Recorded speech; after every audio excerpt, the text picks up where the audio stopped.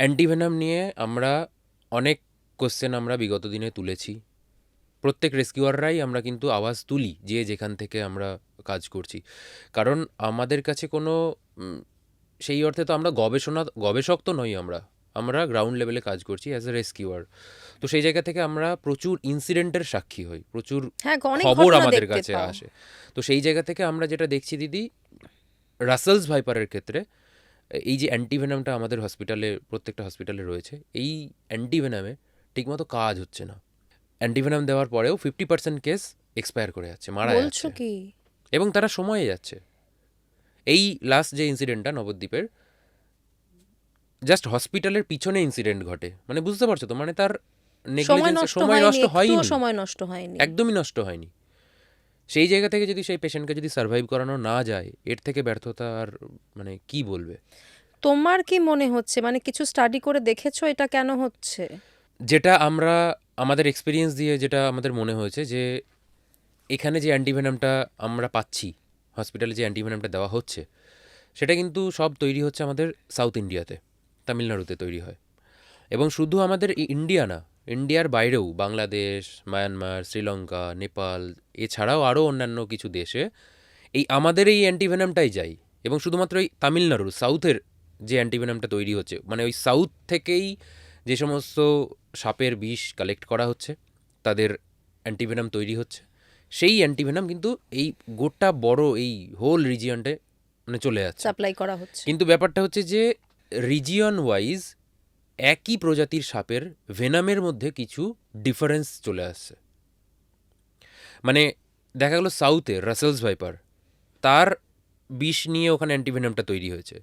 এবার আমাদের এখানকার রাসেলস ভাইপার যখন বাইট করছে, ওইখানকার অ্যান্টিভেনামটা যখন এখানে প্রয়োগ করা হচ্ছে পেশেন্টের উপর, ঠিকঠাক কাজ করছে না। যেটা হয়তো 10 ভায়াল দিলেই কাজ হয়ে যেত বা 20 ভায়াল দিলেই কাজ হয়ে যেত, সেটা এখানে 40, 50, 60 ভায়াল দেওয়ার পরেও পেশেন্ট এক্সপায়ার করে যাচ্ছে।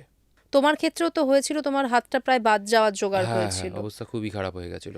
আমাকে একটা কথা বলো, মানে এখানে একটু জানতেই হবে, আমরা আগেও আলোচনা করেছি, আবারও একটু তোমার কাছ থেকে জানতে চাইবো, এই যে অ্যান্টিভেনাম তৈরি হয়, মানে কোন কোন সাপের বিষ ইউজ করা হয় তাতে?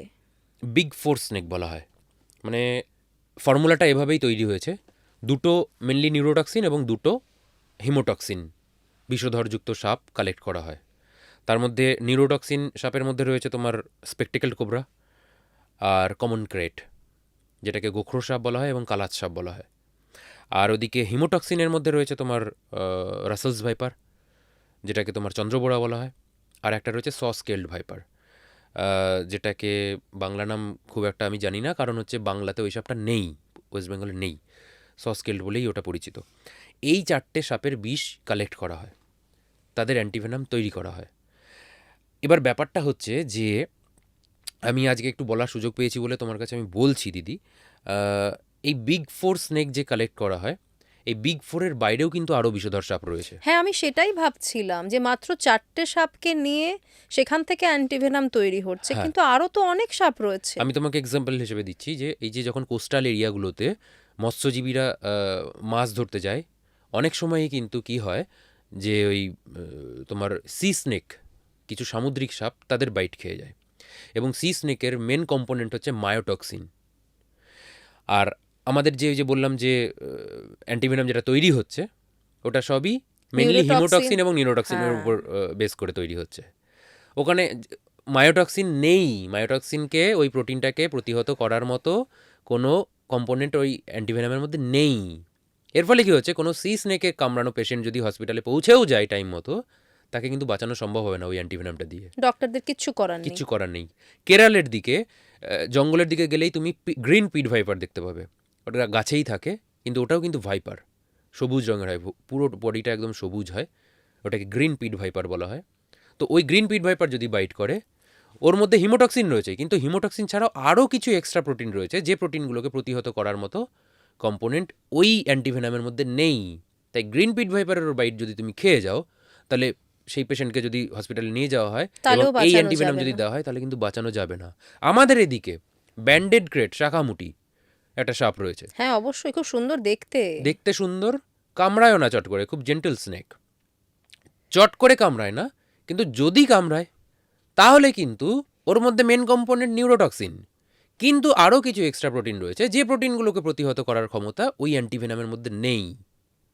তো এরকম অনেক রিজিয়ন ওয়াইজ অনেক এরকম আরও কিন্তু বিষধর সাপ রয়েছে, যে বিষধর সাপগুলোরও ভেনাম কালেক্ট করে তাদের অ্যান্টিভেনাম তৈরি করা উচিত, ওই বিগ ফোর থিওরি থেকে বেরিয়ে আসা উচিত, এবং রিজিওনাল অ্যান্টিভেনাম প্রোডাকশন সেন্টার করা উচিত।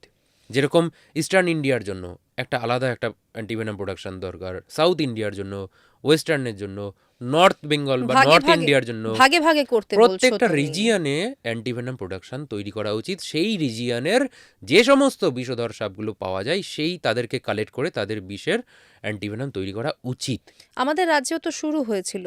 আমাদের রাজ্যে বেঙ্গল কেমিক্যালসকে দায়িত্ব দেওয়া হয়েছিল, কিন্তু সেটা আলটিমেটলি হয়নি, কিছু আইনি জটিলতার কারণে ওটা বন্ধ হয়ে যায়।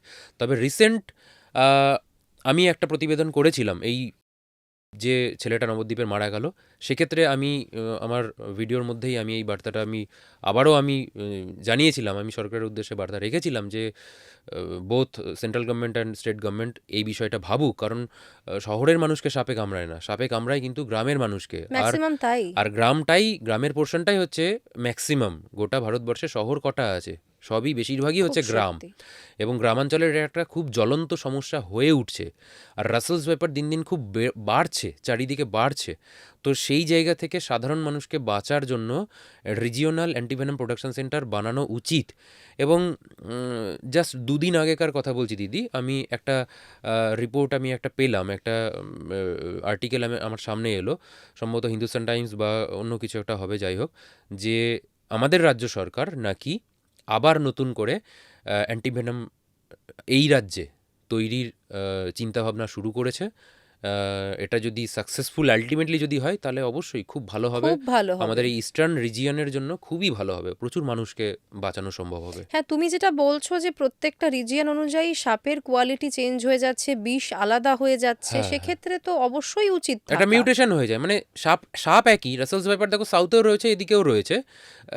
এই প্রসঙ্গে একটা জিনিস আমি তোমাকে বলবো দিদি, যে তুমি যদি সাউথের রাসেলস ভাইপারগুলো দেখো, খুব ভালো করে যদি দেখো, এবং আমাদের এদিককার রাসেলস ভাইপারগুলো যদি দেখো, দেখতেও না কিছুটা চেঞ্জেস রয়েছে। যে মার্কিংগুলো রয়েছে গায়ের মধ্যে, যে চোখ শেপ, মানুষের চোখের শেপের যে মার্কিংগুলো রয়েছে, বা চাঁদের মতো শেপ, যেগুলো যাই বলো না কেন, সাউথের দিককার ওই শেপগুলো দেখবে, যে শেপগুলো রয়েছে টোটালটা কভার, মানে ভেতরটা পুরোটাই ডার্ক। এবং আমাদের এদিকে যে রাসেলস ব্যাপার রয়েছে, ওই চোখের কাজলের মতো মার্কিং রয়েছে, কিন্তু ভেতরটা কিন্তু আবার বডি কালারই, লাইট কালার। দেখতেও কিন্তু একটু ডিফারেন্স আছে, মানে আলাদা অ্যাকচুয়ালি আছে। আমরা যদি ভাবি, দেখো মানে সাপটাও তো একটা প্রাণী। হ্যাঁ, হ্যাঁ, আমরা যদি মানুষগুলোর দিকেও তাকাই, আমাদের এদিকের মানুষ এবং সাউথের মানুষে কিছু পার্থক্য তো অবশ্যই রয়েছে। অবশ্যই, অবশ্যই, অবশ্যই। তো সেক্ষেত্রে কিছু তো চেঞ্জেস হতেই Changes, পারে, হ্যাঁ, আমাদের হ্যাঁ, এগুলো ভাবতে হবে। এবং তুমি যখন বলছো যে অ্যান্টিভেনাম দেওয়ার পরও এবং ছেলেটির হসপিটালের সামনেই ঘটনা ঘটেছে, তারপরও তাকে বাঁচানো গেল না, ভয়ঙ্কর এটা ব্যাপার। ভীষণ জ্বলন্ত সমস্যা। মানে আজকের দিনে দাঁড়িয়ে 2025 সালেও যদি এরকমভাবে সাপের কামড়ে মানুষকে মারা যেতে হয়, এবং অ্যান্টিভেনাম ঠিকমতো কাজ করছে না, এইরকম একটা অভিযোগ আসে, এটা ভীষণ দুর্ভাগ্যজনক। আমরা এত উন্নতি করছি, এত দিকে উন্নতি করছি, অথচ বেসিক ক্রাইটেরিয়া, যেটা বেসিক একটা মেডিসিনের গুণগত মানের জন্য যদি একটা মানুষকে আজকের দিনেও মারা যেতে হয়, যেটা অলরেডি মানে যেটা সম্ভব, আমি বলছি না যে ক্যান্সারের ট্রিটমেন্ট বা অন্যান্য কিছু, যেটা অলরেডি গবেষণা চলছে, এটা নিয়ে তো মানুষ কাজই করছে না, সরকার কাজই করছে না। সরকার কাজ করুক, মানে সেটাই এবং আবেদন সেটা রাখছি। দুদিকেই, তুমি যদি প্র্যাকটিক্যালি বলো, রাজ্য সরকার, কেন্দ্রীয় সরকার, দুদিক থেকেই এটা থেকে অবশ্যই এটা অ্যাক্টিভ দরকার, হতে হবে হতে হবে, সবাইকে। সব সরকারকেই এটা অ্যাক্টিভ হতে হবে।